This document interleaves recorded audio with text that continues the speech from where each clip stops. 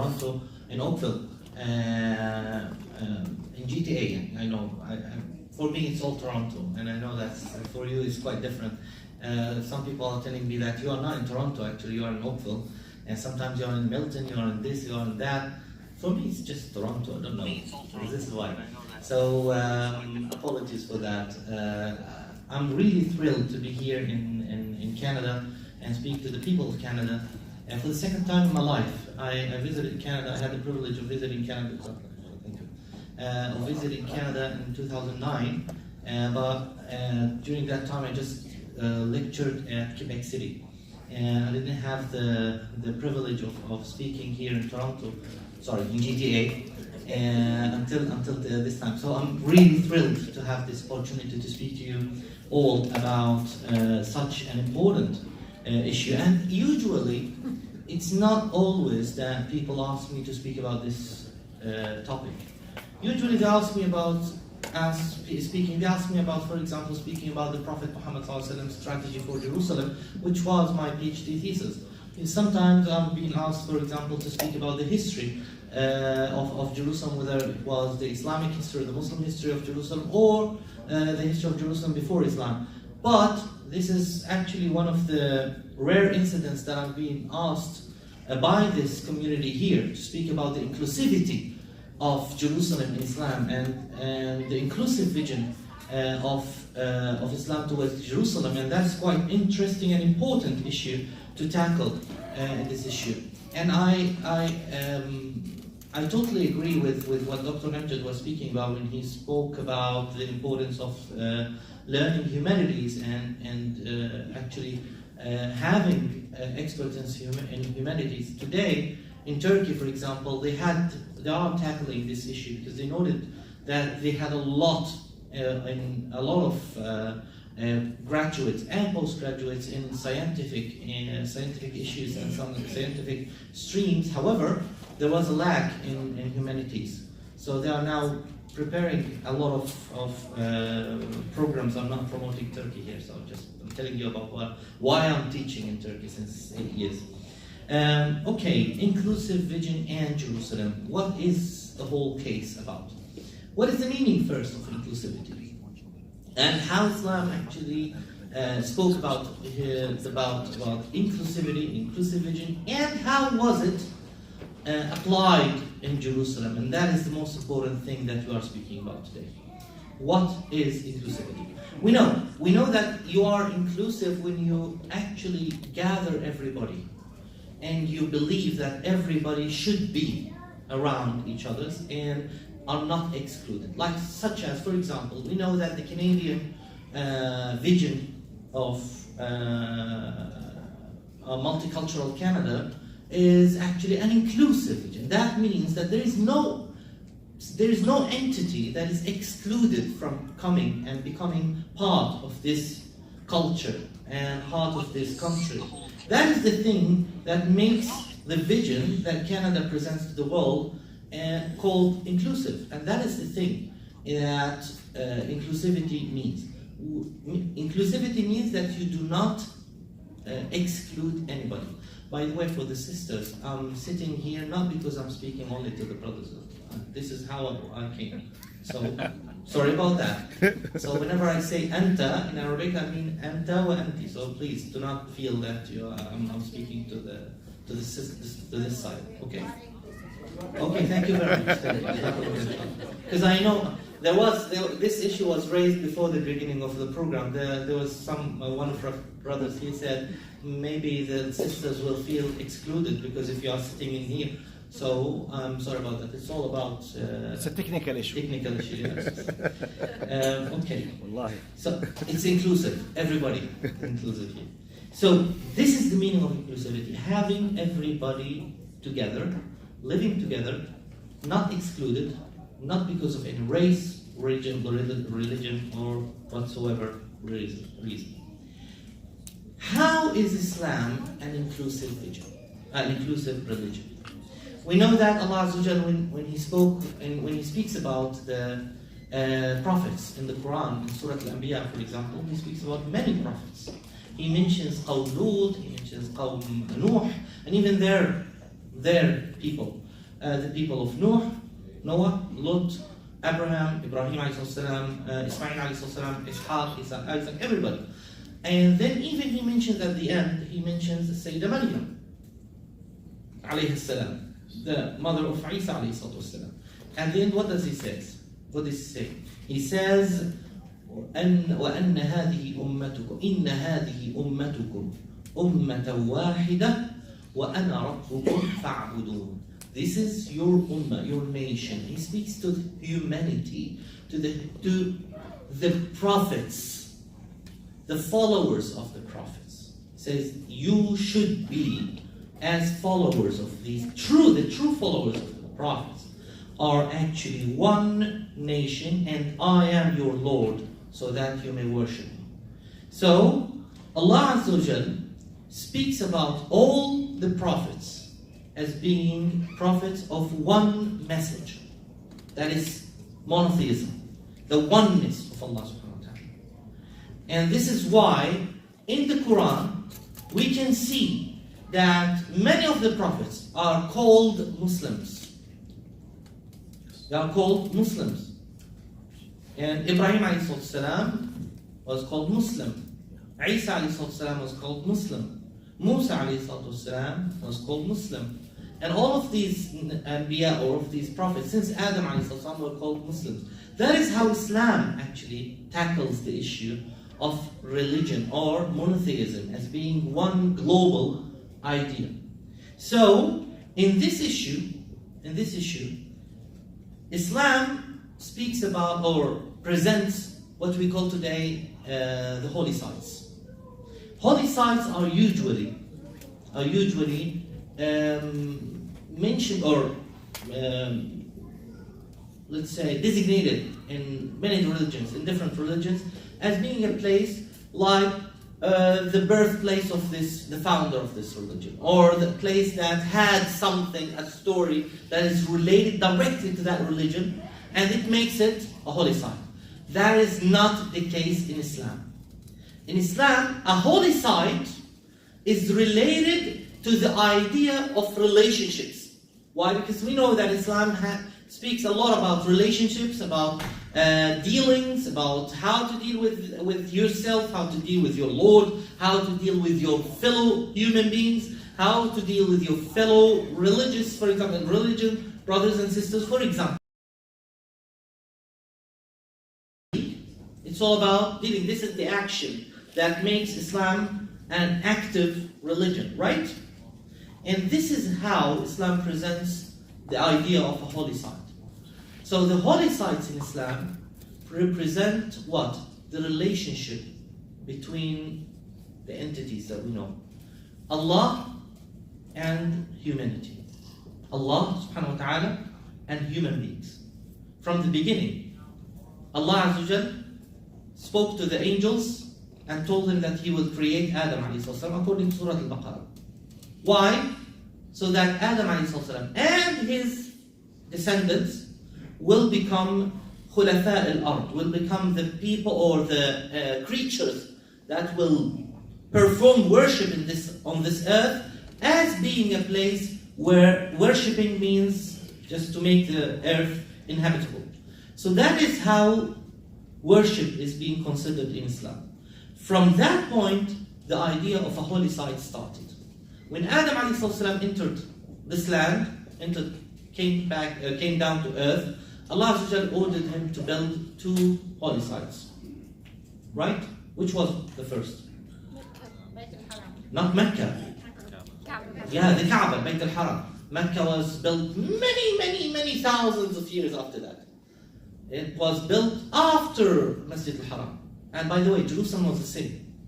So the first mosque was the Kaaba, Bayt al-Haram, according to the hadith of Imam al-Bukhari by Abu Dhar, who asked the Prophet ﷺ, which mosque was first built on earth? أَيُّ مَسْجِدٍ وُضِعَ فِي الْأَرْضِ أَوَّلٍ. The Prophet ﷺ said, Al-Masjid al-Haram, means the Kaaba. Then what? Al-Masjid al-Aqsa. How long was between them? 40 years. I'm not speaking about 40 years. Why 40 years? It's not my issue here. However, why was there 2 holy sites only at that time. Throughout this, by the way, throughout human history, there has always been 2 holy sites only, according to the Islamic understanding. Al-Masjid al-Haram and al-Masjid al-Aqsa, or Bayt al-Maqdis. That was the old name of Masjid al-Aqsa. Al-Masjid al-Haram and Bayt al-Maqdis. Why? Because al-Masjid al-Haram represented Allah subhanahu wa ta'ala. And al-Masjid al-Aqsa, Bayt al-Maqdis, represented humanity. It was a relationship between God and human beings. And this is why we have Jerusalem. It represents all human beings. So where does Medina come in this context? The Prophet, the relationship with the Prophet. Exactly. When the last Prophet came, sallallahu alaihi wasallam, he was different than any other Prophet. Sallallahu alaihi wasallam. He had a very different way or different message. The last message. It was totally different. So this is why Allah Azza wa Jal designated a special holy site for him personally, sallallahu alaihi wasallam. Medina and the Masjid al-Nabawi Sharif, the mosque of the Prophet sallallahu alaihi wasallam. This is why Medina represents who? The Prophet sallallahu alaihi wasallam. By the way, have you ever, who went to Mecca? MashaAllah, wow, MashaAllah. I thought it was too expensive to go from Mecca. Okay, that's good, that's good. Before we come here. How much does it cost? I don't know. I don't want to know because I'll be shocked. I don't want to be shocked. So, the people who went to Mecca, can you remember now, the first minute, the first second, you saw the Kaaba? Can you remember that? What was the feeling that you had? The majesty of the Kaaba. Hayba, Jalal in Arabic. Majestic presence of the Kaaba. This is why when you go to Mecca and you get to the Kaaba, once you see the Kaaba, you forget everything. You forget everything about human beings, about everything. Why? Because it represents the presence of Allah subhanahu wa ta'ala. It represents the sacred place that is solely to Allah subhanahu wa ta'ala. Haramullah al-Khas. That is why it represents your personal relationship with Allah subhanahu wa ta'ala. That is why you forget everything. Now, when you go to Medina, you remember that you are here on this earth, right? But you feel sakina means safety, happiness, calmness. And that is actually your relationship with the Prophet ﷺ, because Allah subhanahu says, النبي أولى بالمؤمنين من أنفسهم وأزواجه أمهاتهم. The Prophet ﷺ is like our father, because his wives were like our mothers. So, and you feel security with your father. You feel security with your father. That is the case. So this is why you feel that. Now, where does Jerusalem come in this issue? It represents humanity. So before the Prophet ﷺ, it was Allah subhanahu wa ta'ala and humanity. So it was Mecca and Jerusalem.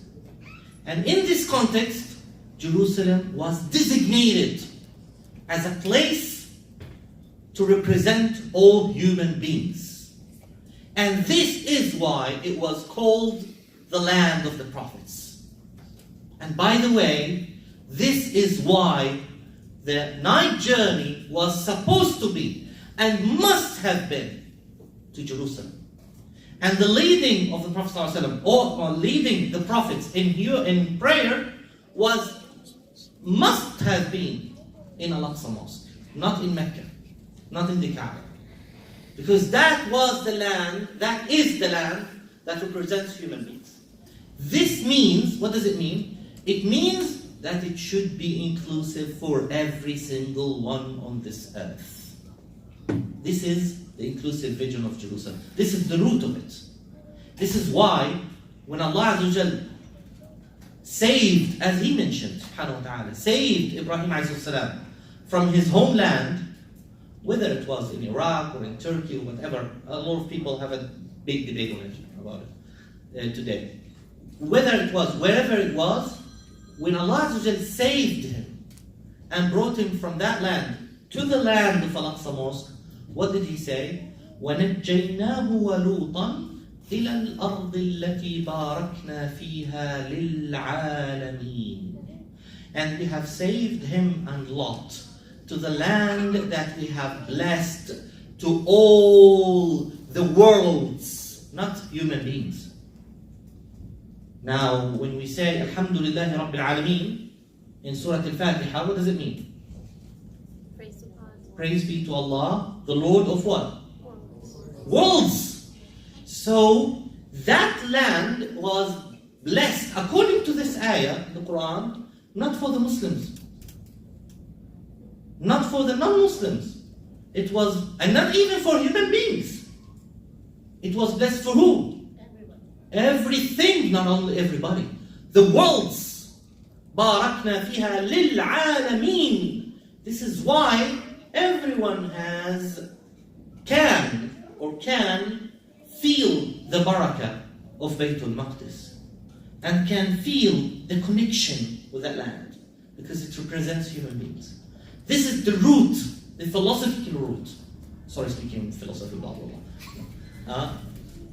The philosophical root of the relationship between you as a human being, not as a Muslim only, with Jerusalem from a Muslim point of view, from an Islamic point of view. This is why simply Islam recognizes Jerusalem as with everybody and recognizes everyone in Jerusalem. Because it has to be this way. Here I'm speaking about what? The city of Jerusalem. I'm not speaking about the mosque itself. Al-Aqsa Mosque is a different issue. I found an article about that. Wallahi, I just made it silent, but she says, I found an article about that. Siri? Yes, Siri. No, I don't want to say Siri again, because it would be... Okay.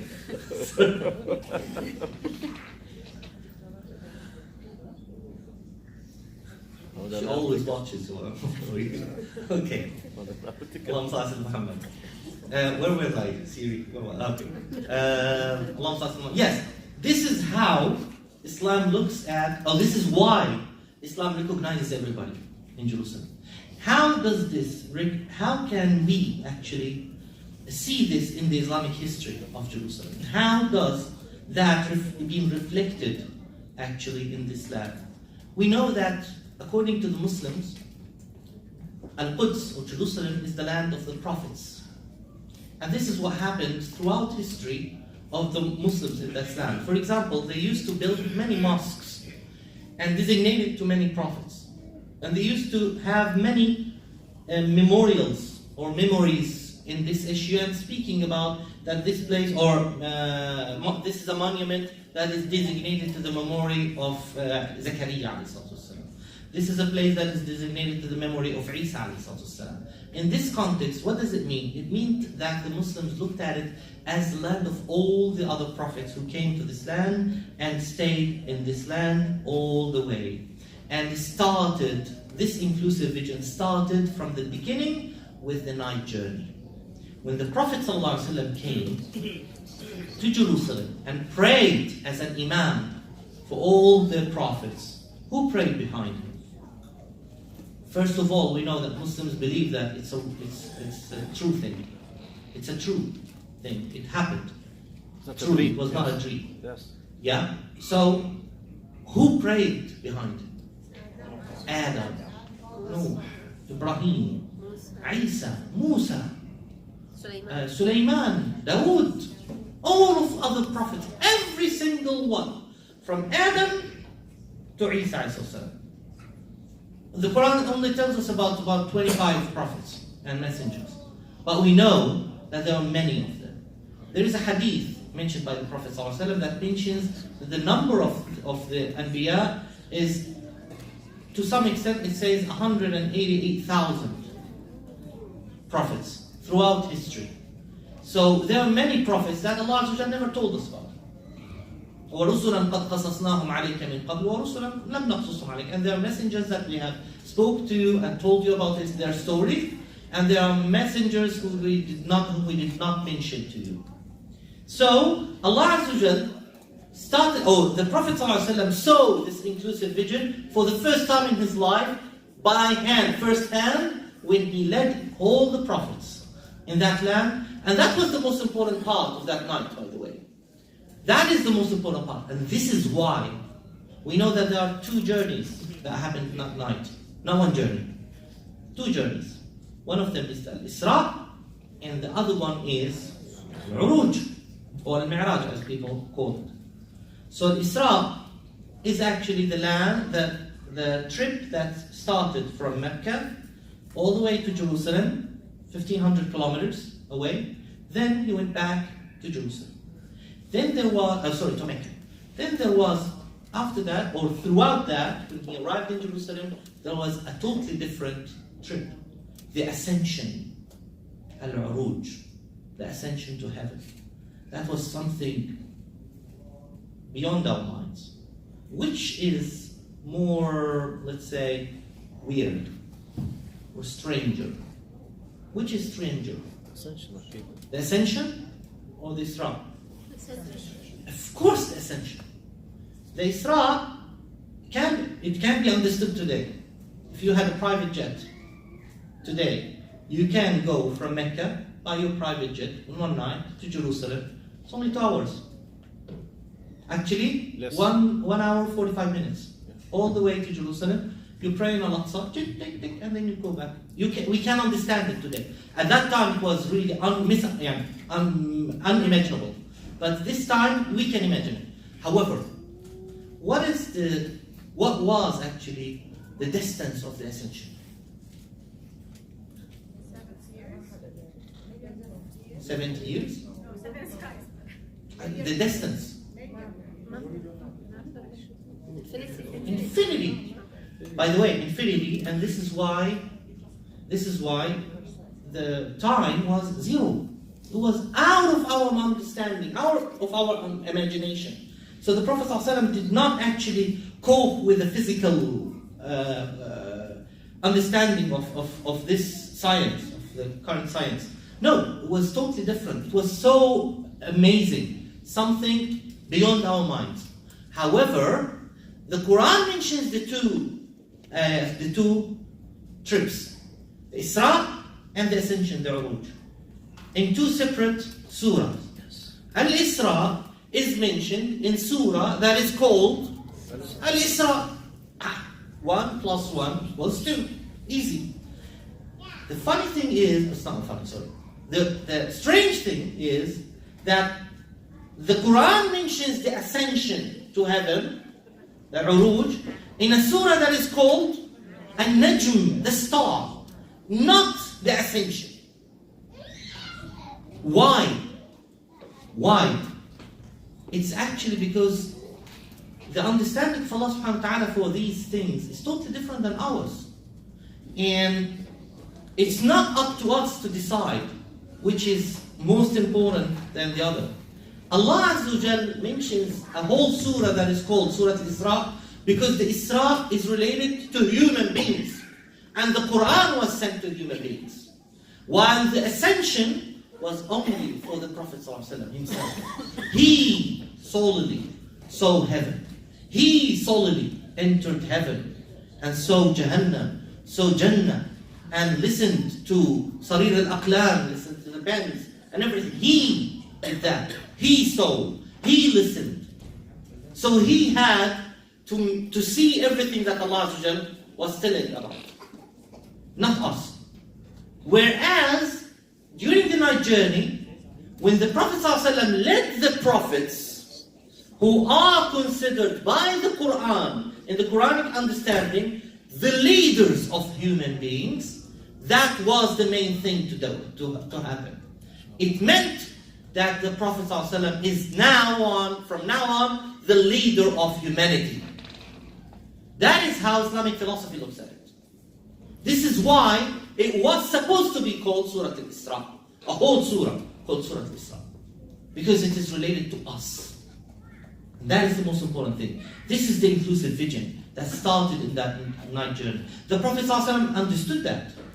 So this is why when he was in Tabuk, in the ninth year of his life, of his immigration, when the Prophet ﷺ was in Tabuk, just about less than a year before his death, ﷺ, or a year before his death, ﷺ, he was in Tabuk and he ordered to write some, he didn't write himself, he ordered the writing of a few, or a number of assurances of safety for some cities.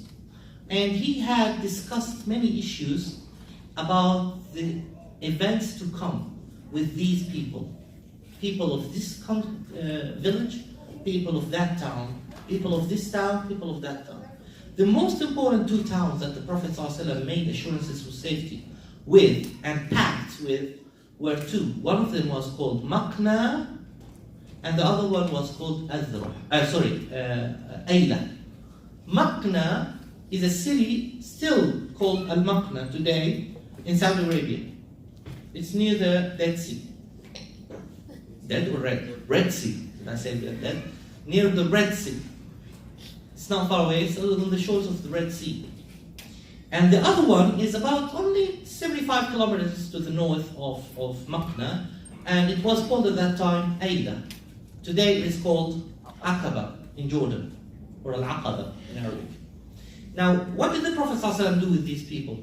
He spoke with those people and he asked them he granted them peace, he granted them safety, and he had an agreement with them and gave them an assurance of safety and told them to do something afterwards. He said to the people of Maqna, whenever an army that would come in the future next and pass through your lands, you have to provide them with food and with armory.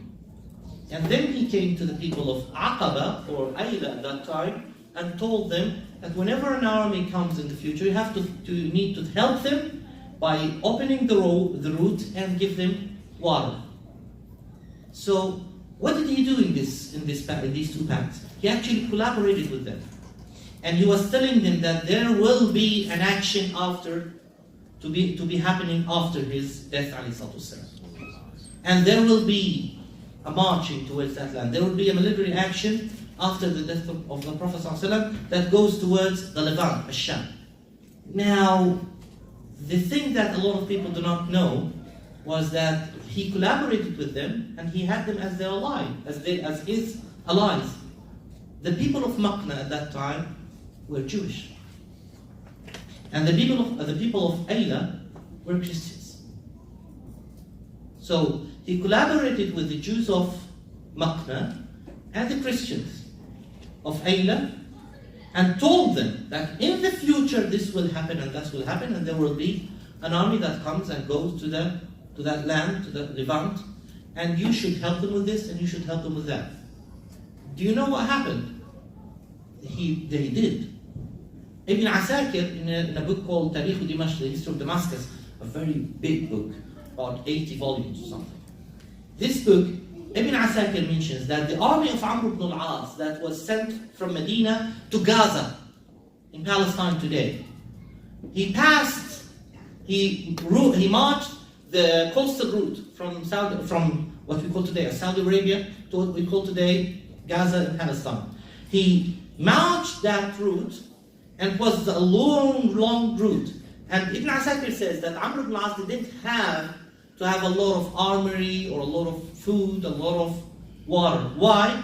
Because he passed through Maqna, and the Jews of Maqna provided him with armory and with food. Then he passed through Ayla, Aqaba, and the Christians of Aqaba provided him with water and opened the route of Negev or Naqab to him to go all the way to Gaza, and he was the first ever army to engage in fight with the Byzantine forces. So they collaborated with them as well. The Christians and the Jews of that land collaborated as well with the Muslims. So this is how the Prophet ﷺ dealt in this issue. Now when Umar ibn Khattab radiallahu anhu came to Jerusalem and entered Jerusalem, we know a lot about the story of Umar ibn Khattab radiallahu anhu. Umar ibn Khattab radiallahu anhu entered the city of Jerusalem when it was totally and fully Orthodox Christian. Catholics were not there. Orthodox only.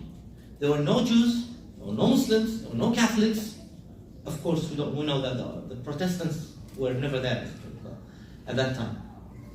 So, when he entered the city of Jerusalem, first of all, he dealt with the city in a very elegant way, a very nice way, right? We know his great story, one of the greatest stories of Umar ibn Khattab when he entered, visited actually, a state visit. He visited the Holy Sepulchre Church, which is the most important church for Christianity on earth. It's the most important place for Christianity. So he entered that church, and while he was in the church, the muezzin of the army performed the adhan. That was usually what used to be done. The muezzin used not to ask for permission. Suddenly the adhan comes, he just performs the adhan. So he performed the adhan, and Umar looked and he said, it's the time of prayer. So Sophronius was from Damascus, by the way. Sophronius, the patriarch of Jerusalem, was from Damascus. As an issue of what? Hospitality. To show to Umar al-Khattab that you are most welcome, and we are offering you hospitality in this church. Umar al-Khattab refused. Why? In order not to give any chance to anybody in the world afterwards to come and say, well, Umar prayed here, so we're so sorry, we have to confiscate this land and change it into a mosque. No, he refused to do that. And he went out, prayed, and on that spot we have today the Mosque of Umar, next to the Holy Sepulchre Church. By the way, it's very interesting to note that on one side there is the Mosque of Umar, and on the other side of the Holy Sepulchre Church there is another mosque called the Khanqa Salahiyya. The mosque by Salah ad-Din was built by Salah ad-Din, and both of them have got two minarets. So if you look from far away, you would see the big dome of the Holy Sepulchre with two minarets next to it, one from this side and one from that side. It's astonishing. The scenery itself is astonishing.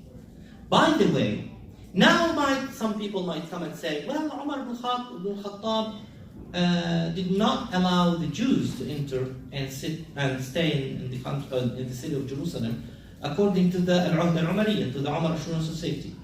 But actually there is only one version of the Umar Assurance of Safety, which is actually by At-Tabari. But all the other versions do not speak about that, or do not even mention that. On the contrary, we have evidence that Umar Khattab allowed the Jews to go for the first time to stay in Jerusalem, to live in Jerusalem. Why?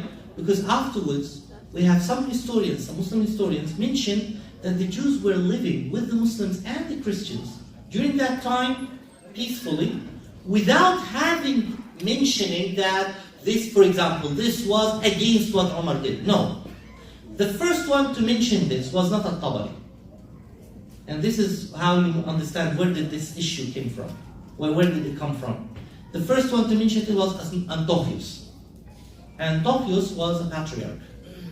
He was the first one to mention it, and he claimed that it was upon the request of the Christians of Jerusalem, but we have other evidences that say exactly the opposite. So the Christian version of thinking, not the Islamic. That is actually a Christian version of the whole issue.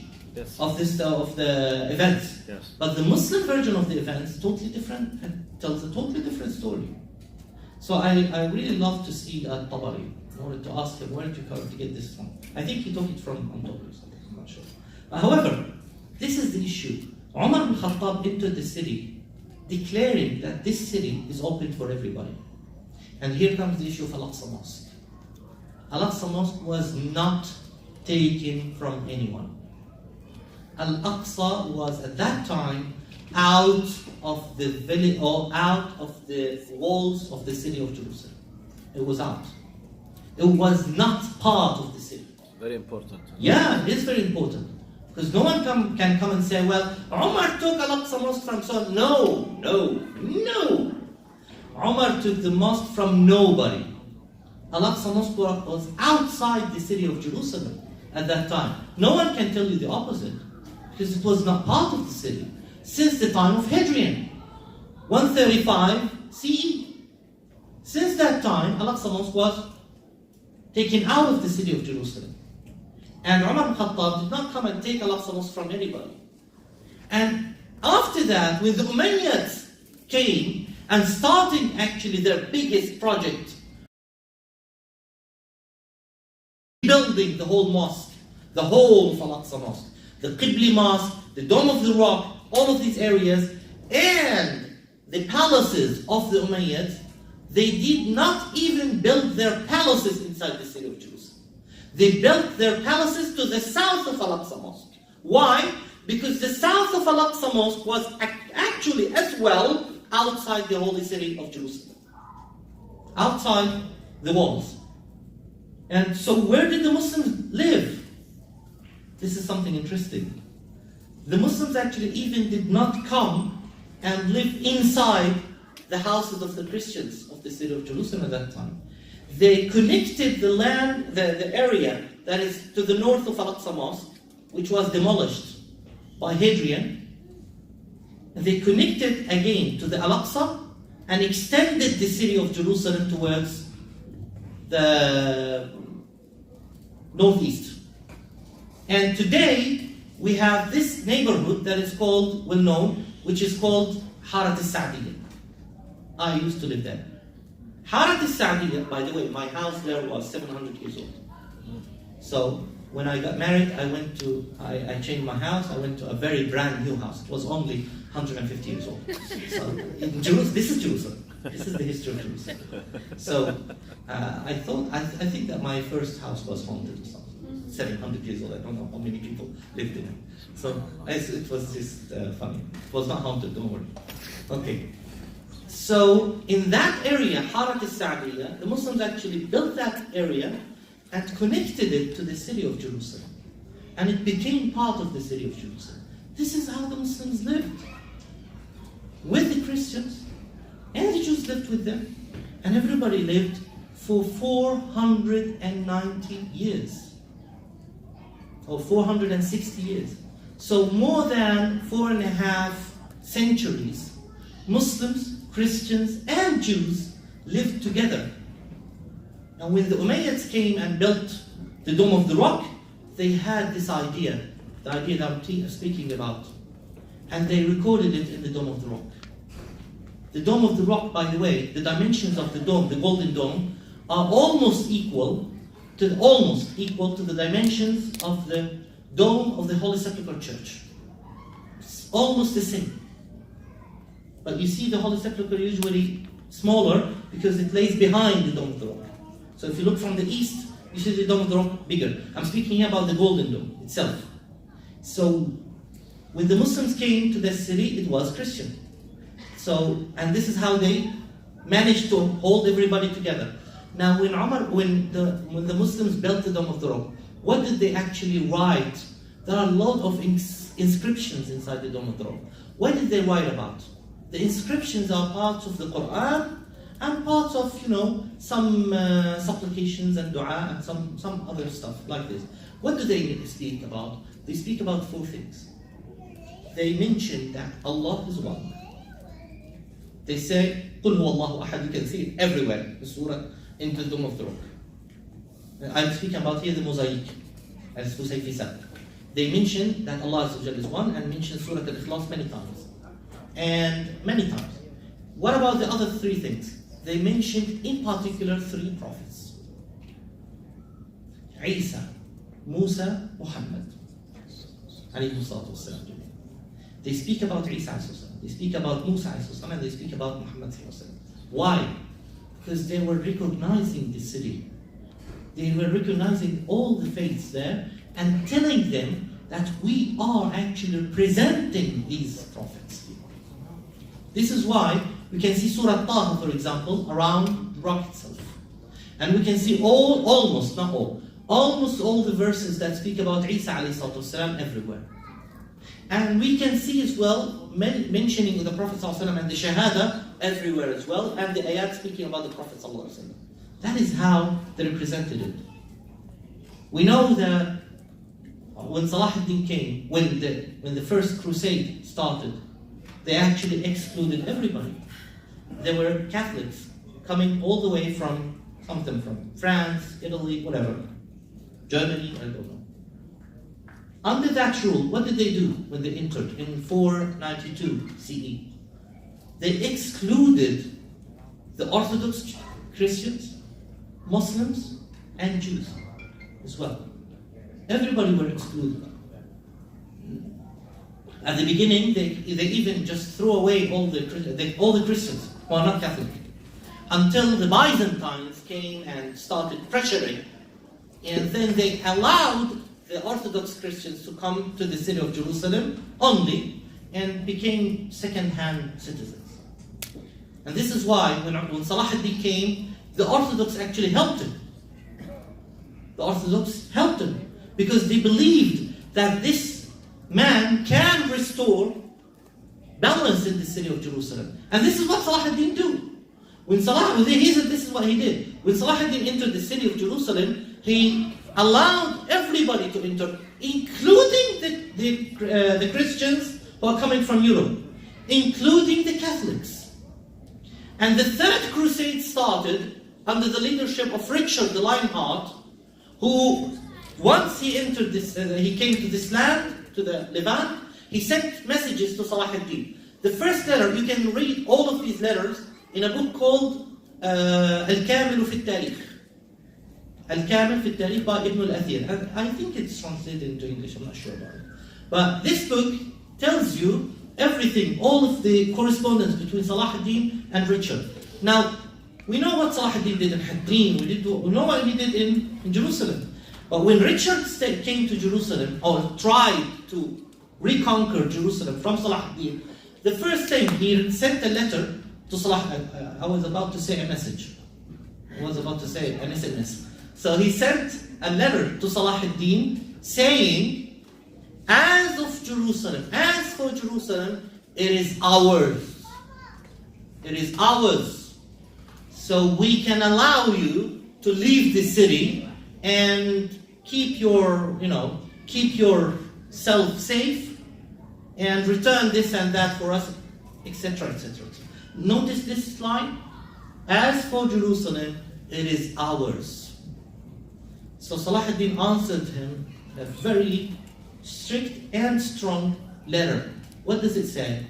What did it say? It said, as for Jerusalem, it is ours as it is yours. أما القدس فهو لنا كما هو لكم. He said, it is ours as it is yours. So Salah ad-Din did not come and say, get the heck out of here, it's not yours, it's ours only. No. He recognized him and he said, despite the fact that he was speaking with his enemy who came to fight him, he said, it is ours as it is yours. You can go and read the book and you see by yourself. This is how the Muslims actually dealt with the city of Jerusalem. Now when Richard the Lionheart, was about to reach a treaty with Salah ad-Din, he asked him for some privileges. So he said, I would ask the king, the great king Salah ad-Din, not to allow any Catholic to enter the city of Jerusalem as a pilgrim without my approval. My means who? Not Abdullah. Richard. So what did Salah ad-Din answer him? He said in Arabic, مَعَاذَ اللَّهِ أَن نَمْنَعَ حَاجًّا يُرِيدُ بَيْتَ اللَّهِ. I seek refuge in Allah. We never prevent anybody from worshipping in his house of worship. You can read these letters and you can be astonished by them. Because this is how Salah ad-Din, he was the victorious. Despite that, he applied this vision. So this is why, until the end of the Ottoman rule, Jerusalem had everybody. And believe me when I say everybody. Today we have monuments, and I'm finished with this. Today we have monuments that speaks about your history, wherever you are from originally. Under the Muslim rule, under the Ottomans, the Mamluks, before them, the Ayyubids, the Abbasids, the Umayyads, and Rashidun, you could find monuments until today that speaks your language and speaks for you. So, with regarding to the Christians, you can see every single Christian faith in Jerusalem.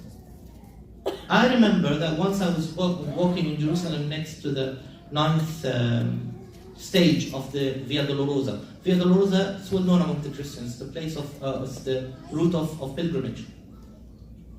The 9th, it is next to the Copt church. So I was sitting there and there was this monk. So I wanted to ask him how to enter the Holy Sepulchre Church.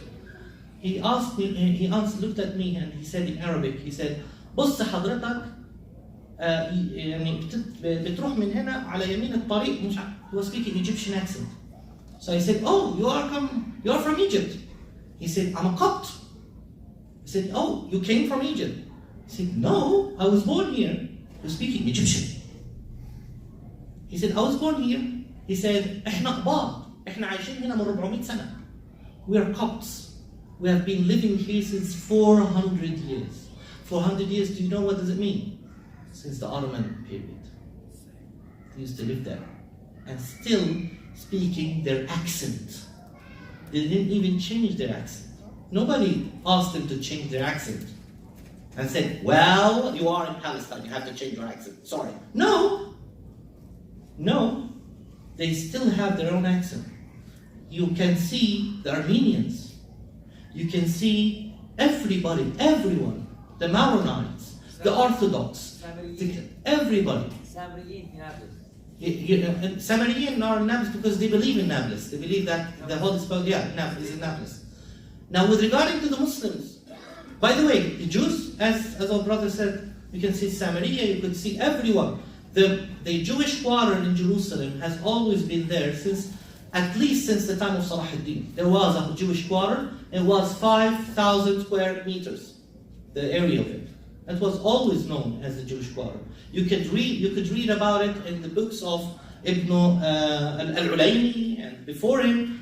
Or many other, or Ibn Battuta himself. All of them have seen it, and they can tell you a lot about the Jewish quarter there in Jerusalem. Now, with regarding to the Muslims, whether you were African, Indian, Arab, Egyptian Arab, Lebanese Arab, Iraqi, Kurd, Turkish, Kurdish, Turkish, wherever you are from, you can see a place for yourself in Jerusalem. You know that, I don't know if you know this or not, there is a whole neighborhood in Jerusalem next to Al-Aqsa Mosque that's called Al-Jaliyatul Afriqiyya, the African Quarter. The African Quarter. What does it have? It has got, by the way, it has got its own gate. They open the gate and they close it. Like a TV series in Syria was called Bab al-Haram during that time. They still have it until today.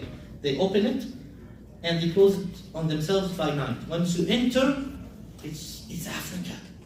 It's beautiful. I love it. Once they hit me, there was a problem. They hit me there. So, so you can see it until today. Now, for the Moroccans, Algerians, and all of the people from Libya all the way to Morocco, there is a whole neighborhood in Jerusalem called Haratul Maghariba. Usually they translate it into Morocco neighborhood, or Moroccan neighborhood. But Morocco today is just a state. Usually when they say Moroccan, or the Maghariba in Arabic, they refer to the people from Libya, Tunisia, Algeria, Morocco, and Mauritania. Oh yes, west of North Africa. So, if you are Kurdish, you would find a whole area called Ribatul Kurd. If you are Indian, there has been a whole Zawiya corner in Jerusalem to the north of Al-Aqsa Mosque called Zawiyatul Hunud, the Indians' corner. If you are Afghan, There is a whole Zawiya, one of the biggest ones, called Zawiyatul Afghaniya, the Afghan corner. Wherever you are from, you would find a spot for yourself. That is what we mean by inclusive Jerusalem. That is what we lost today. I ask Allah inshallah to help everybody here to go to Jerusalem and see by yourselves inshallah how inclusive Jerusalem should be and how we lived there, and we lived there for thousands of years. And if you have any questions, you are most welcome.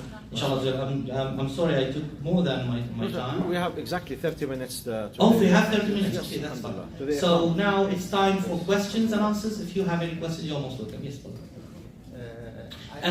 Sorry, if you can ask in English, I would really appreciate it, because I don't want to translate the question into Arabic. If you have a problem in English and you'd like to ask in Arabic, then you ask in Arabic and Allah we have to translate it. Yes. Yeah, I have a question that I've heard the ruling many times that since Jerusalem is occupied place, an occupied territory, it is not permissible to visit there as a tourist. I You understand. are, in a way, recognizing the occupation or supporting it in a way. I'm not sure, so advise us on that. Interesting question. Now, the brother is asking about visiting Jerusalem. By the way, here I'm speaking to the Canadians. Okay? I'm answering are you Canadian? Well, Hopefully, inshallah. Not yet. Inshallah, hopefully, inshallah. Sorry to ask you this question. I'm so sorry. Because you asked this question as a Canadian. You live in Canada, so you are Canadian. I consider you as Canadian. So I'm speaking here to the Canadians. As a Canadian, I would encourage you to come to Al-Aqsa Mosque and to Jerusalem and be there. As a Canadian, I feel that I spoke with many of the ulama on this issue, including some of the ulama who spoke about a fatwa that tackled this issue, as you mentioned before. And all of them, everybody whom I asked told me, almost everybody, maybe one or two, almost everybody told me that they were speaking about the people who actually who are actually from Arab countries, in particular, such as, for example, the Gulf states, the people who the occupation would like to see, in order to show the occupation as being as open as possible. The occupation do not like seeing other countries like Canada. But as Canadian, I would encourage you to go, because there is no problem in people in Canada, and the people of Jerusalem, including the imams of Jerusalem, they spoke about it. I don't want to mention names here because there's it's broadcasted. I don't want it to have as public publicity for specific names. So, but I have specific names, and I can give you specific names from Jerusalem and outside who actually encourage the people of Canada. I'm speaking about Canada, okay, to come, and there is no problem in that, inshallah. Excuse me, to elaborate more on that. Is it also permissible to expand the visit outside? I mean, is there a restriction to go outside? What do you mean by outside? I mean, like there Hebron, is for example? Jerusalem, there is Khalil, of course! Of course, you should go to Al-Khalil, in particular Al-Khalil, inshallah. I hope you should go there. Because Al-Khalil in particular is so in a the mosque of Khalil is in a very, very bad situation because of the occupation. So yeah, that is what I'm talking about. Yes. But the most important thing is that you need to go there to help the people by staying with them, eating at their restaurants, and helping them under the occupation. Okay? Any other questions? Yes, sir. I have been in Jerusalem in 2018. You've been there in 2018, mashallah. What May Allah accept. Inshallah. I didn't go to Western Jerusalem, as you were saying. I went to Eastern Jerusalem. Once, if I'm going to stay, if I'm going to spend my money to enjoy my time there, I'll spend for the Palestinian or for the Muslim or the Christians. Yes. I give the service for them. Why to give the service for the others? That's it. So you can go for them. You can go and do your worship, you can enjoy your time, you can stay with these places, even though if you have a time to go some other Palestinian cities, Such as Khalid, for such example. as Khalil, Ramallah, whatever it is, you'll see different cultures there. So it is not important to say that I'm supporting the occupation or whatever it is. Yeah. Jazakallah khair, inshallah. That's really good. Any other questions, brothers and sisters? Yes. You mentioned that you came across a Copt. I'm guessing this is not too long ago. That was 20 years ago. Oh, 20, okay. That's fine. They are still there. Yeah, that's my question is, now if you go there, I know you said it's not like No. it was, but Yeah. does this still exist? Yes, the Copts are still there. And أفارقة الأفغان الهنود. Well, the descendants of these Africans, for example, the Africans, the Afghan, the Indians, their descendants are still living there. And they know themselves as the descendants of them. For example, الزاوية الأفغانية الشيخ is called الشيخ عبد الكريم الأفغاني. He's a well-known. His family is called الأفغاني. When you speak to him, he speaks in Arabic. He speaks in Palestinian Arabic. But he is originally Afghani. This is why. With regard to the Copts, they have their own church with their own monastery, if I could say, where they still together in there. This is how they manage to keep their accent. So their accent is part of their religious identity? I don't know. Oh. You should ask them. Okay. Okay, any other questions? Any question about Jerusalem is fine, no problem. But without the fatwa. Yes. I would love to see this place, or maybe you organize some like trips there and show us in reality. I organize?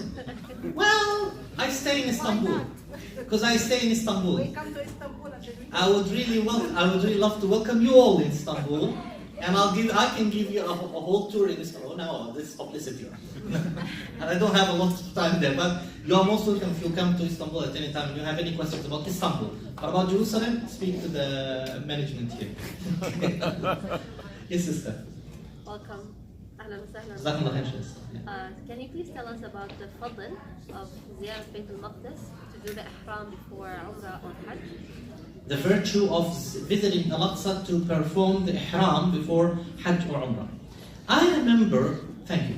That's the question? And secondly, according to the question, the first one, safety, because people would love to go there all the time, but they don't go because They feel not safe. Exactly. Okay, about the safety as well. Okay, that's safe and plus in the name of security, there are a lot of the steps visitor had to go through.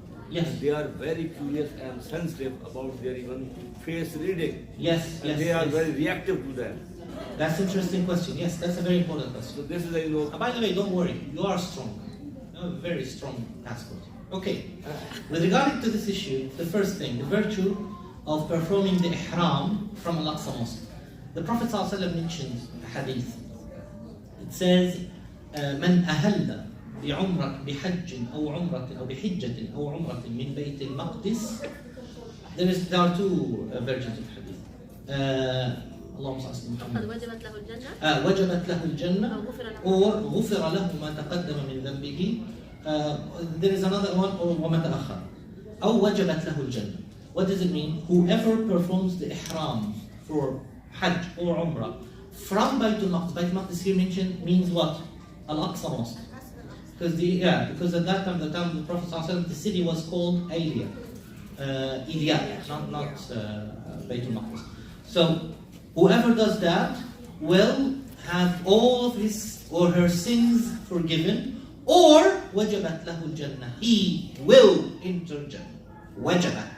It's a must. That's huge. That's huge. That's huge. This is why one of the mothers of the mu'mineen, Umm Salama, performed that. She came to Jerusalem. And Darda, it was mentioned that Darda came to Jerusalem as well. Sayyidah Aisha herself came to Jerusalem as well. By the way, visited Jerusalem. Sayyidah Safiya, came to Jerusalem and visited there.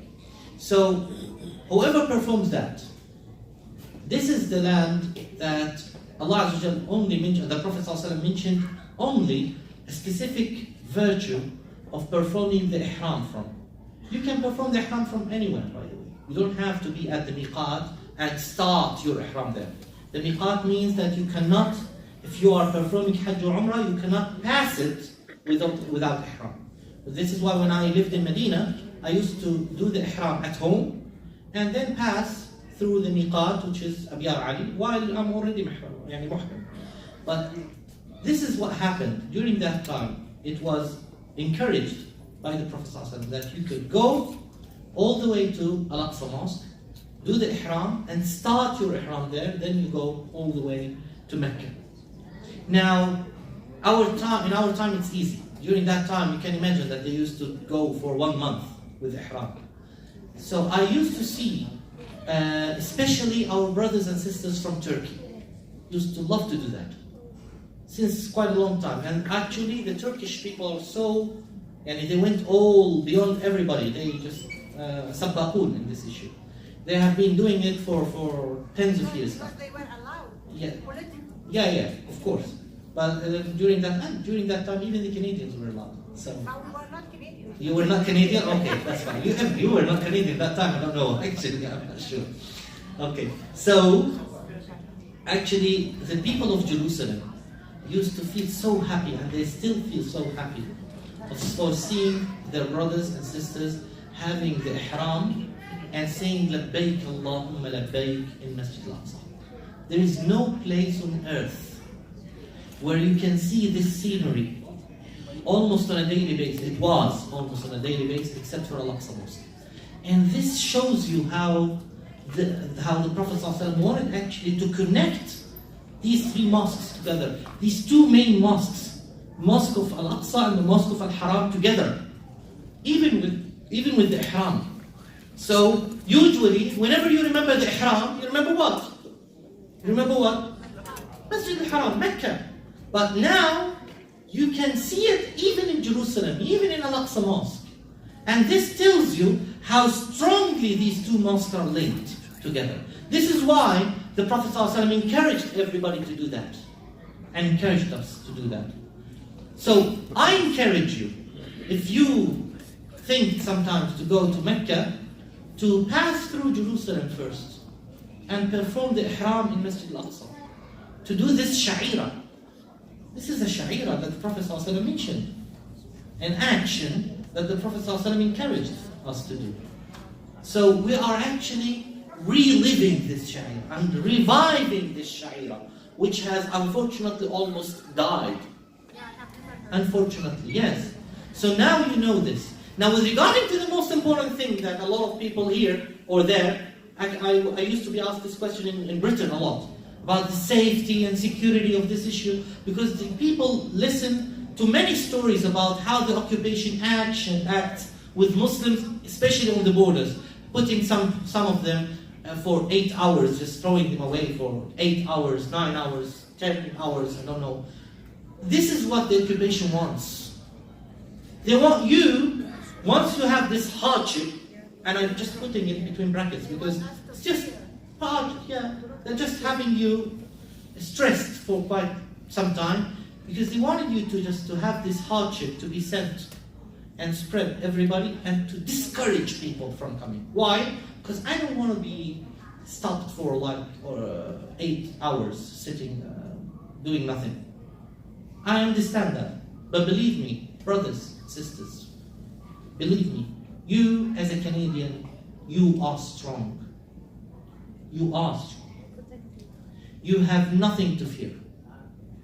On the borders or without the borders, it is your right to go and say, I am going to pray in Al-Aqsa Mosque. It is yours. You have the right to do that. Whether they put you for 8 hours, 6 hours, 2 hours, whatever. I don't care about that. I don't care about it. Because they start trying to discourage you. This is why I encourage you to go. Wherever the occupation discourages you to do, I encourage you to go. They discourage you from coming there, but I encourage you to go there. Because they know that you are strong. This is why they don't like you to go there. Unfortunately, this is why. How about after entering? Is it safe? Is it secured? Actually, everybody who's been to Jerusalem knows the truth. The people of Jerusalem, under the occupation, have their homes opened. have their doors open. Just they keep them open all the time. Because they are actually living in their country, in their city, their beloved city. So your brothers and sisters will be so happy with you. It is safe. It is great for you to be there. It is a part of the whole process of standing with your brothers and sisters and standing for your own right in your own mosque.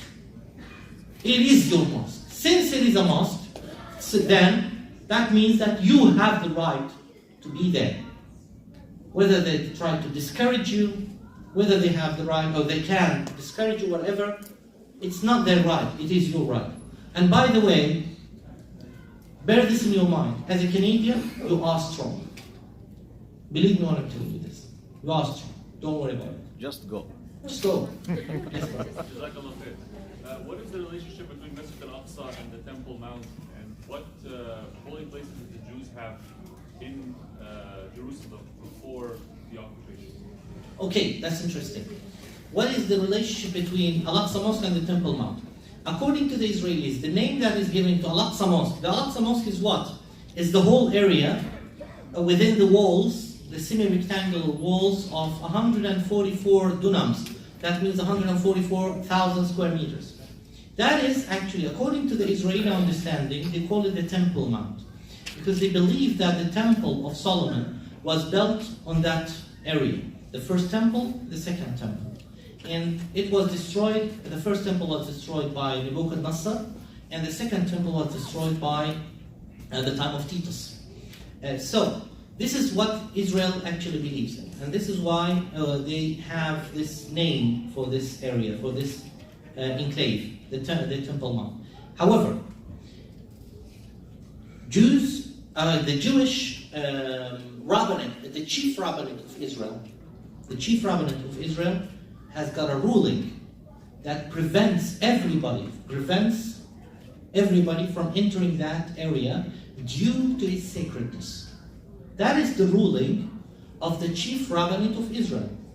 And there are two plaques that mention this ruling and this decision of the chief rabbinate of Israel in front of two gates of Al-Aqsa Mosque, the gate of the Al-Maghariba and the gate of Al-Sisi. Why does the chief rabbinate of Israel why the chief rabbinate of Israel does not allow the Jews from ascending to Al-Aqsa Mosque or the Temple Mount according to their understanding, to the Israeli understanding? Why? Because they believe that this land is so sacred that nobody can enter until the first coming of the Messiah. This is a religious issue, and I respect it, because it's just an understanding of the Jews, of the Jewish faith.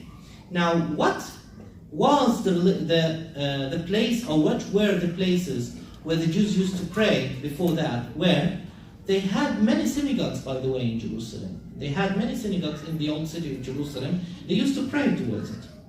And they used to pray towards the area of Al-Aqsa Mosque, or the Temple Mount, as their understanding, according to their understanding, because they believe that the rock, which is today inside the Dome of the Rock, is the most important part, or the most important, or the most sacred place on earth, because they believe that it was the place where Abraham was about to sacrifice his son Isaac.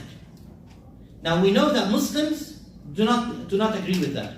Muslims believe that the one who was supposed to be sacrificed was Ishmael, and the place was Mecca. So that is the main difference between the two religions in this issue. So when Umar ibn Khattab came, no one was there in Al-Aqsa Mosque. Why? Even when the Jews entered actually the city of Jerusalem in 614 with the Persians, they did not believe at that time that they have the religious ability to perform anything before the second or the first coming of the Messiah.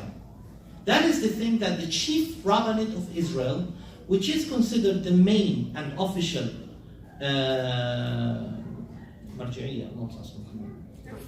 reference for the Jewish faith in Israel, that is what it actually believes in, and that is the ruling of the chief rabbinate of Israel. And the Wailing Wall is outside? The Wailing Wall is part of the walls of the Al-Aqsa Mosque from outside, from the western, southern, eastern, western side of Al-Aqsa Mosque. It's like 55 meters long, and the Jews used to pray there since the time of the Ottomans, actually, because it's outside Al-Aqsa Mosque. It's not inside the Al-Aqsa Mosque. It's part of it. Yes. Understand that? I just have a question. Yes. And maybe we can close with it. So we have the adhan and the iqama. Yes, Doctor said 5 minutes. الله يجزيه خير. دكتور عرس. اللهم صل على سيدنا محمد. If somebody wants to know and learn more about Palestine and Jerusalem through your speeches, videos, how can they find Dr. Abdallah Marouf? Thank you. Just write Abdallah Marouf and I will just pop up for you. Well, yeah, yes. Something that you recommend. Yeah, I'll answer the question, yes. Something that you recommend, a certain series, or one specific video or two or more. Well, actually, in English language, I have a few, and yeah, I have a number of numerous ones online that you can load into my either my channel on YouTube. It's called Abdallah Marouf. So Dr. Abdallah Marouf, or Instagram, Facebook, or Twitter, and you can find a lot of them. I have some podcasts, but unfortunately in Arabic. My podcast, for example, Siratuna, speaks about the history of this nation, the history of Muslims, since the time of the Prophet ﷺ until the end of the fall of the Ottoman Empire, and it's 300. That can be found on Apple Podcasts, Google Podcasts, Spotify, SoundCloud, and other places as well. So that is where you can find it. However, with regard to the books, not only my books. For example,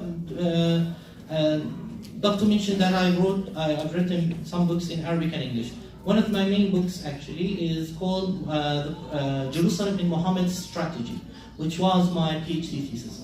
So it was published in 2019 in Britain, and you can find it on Amazon. Unfortunately, it's not available as a PDF yet. With regard to other books on Palestine, there are a lot of them in English. And speaking about the English books, yeah? Speaking about English books, there are a lot of books. Like, for example, the book published in Britain, I remember there is a nice book called Palestine, A Beginner's Guide by Ismail Batil. There is another one called Palestine, It's Something Colonial by Hatem Bazian from the University of California, Berkeley. I know that AL-NAE has many good books, such as The Ethnic Cleansing of Palestine, The Idea of Israel, The 10 Myths of Israel, About Israel, and many other books. And I had the privilege of writing the preface of one of the translations of his books from English to Arabic, The Idea of Israel. So AL-NAE has got a lot of good books. Professor Dawood Al-Alami, or Dawood Al-Alami, at the University of Lampeter, I remember in Wales, Lampeter, has got many books. I can't recall the names of his books, but he had many books on the issue of Palestine and on the issue of Jerusalem. Professor Haytham Aratrout has got many other books as well, and other research on the issue of Jerusalem. My research can be found on academia.edu. I have my own page there because it's academic, and you can have a look at my pages there. So I hope that this can help, as you mentioned, brother. I have two other people wanted to ask. Can I let them ask? Very quickly. Very quickly. Okay. One, two. Yes. I can't for that, but I have one, two, because they did that before you. Yes. Sorry. If you can correct this understanding, or is the Islamic perspective on this, that a faction of Jews are in a hurry to create that temple again as a third temple, and they believe that right after that the Messiah, the Antichrist, can appear. Oh, no, that's not the case, by the way. What is the Islamic perspective on it? No, that's not the case, by the way. That's not the case. The chief rabbinate of Israel believes that the Messiah comes and then everything happens. So and Naturi Karta as well believes the same, by the way, but in a different way, in a different issue. But for the Muslim perspective, there is nothing mentioning this issue at all. Because it's not related, or it's not part of the Islamic faith, this issue, as far as I understand. Okay? Sister, yes, that's the last question. If you have a very quick question, you can ask. Yes, after. When we're speaking to Jews around us here in Canada, and they bring their historical narratives, and our historical narratives as Muslims might be different, are there resources that provide insight and the comparison of history and like how different? I understand. In Arabic, there is a lot. In English, a few, unfortunately. We have a lack in this issue in English language. I understand that, and we have a problem with that. Maybe the books that I mentioned, like for example, Palestine: A Beginner's Guide, can help with this issue because it's a very simple book. But I haven't come to a book or come across a book that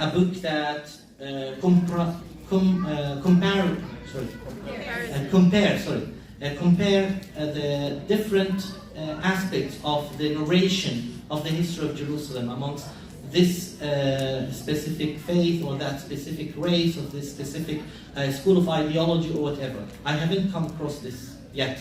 So it could be a good thing for you to do after you study this issue, inshallah. Okay? It's time for Isha. So I would like to thank everybody for this great opportunity. I would like to thank this Dar Foundation for this opportunity and for having me today speaking to you. I would like to thank everybody who asked the question actually, and anybody who didn't have the chance to ask the question. Thank you very much. Jazakallah khair. Alhamdulillah rabbil alameen. If you have a question, I'll ask. Jazakallah khair. Barakallah feek, Doctor. Please, everybody, carry your own chair so we can put it there in a minute. It will be very fast. Yes. May Allah bless you. And again, guys, have your coffee after Isha. Take it home with you. One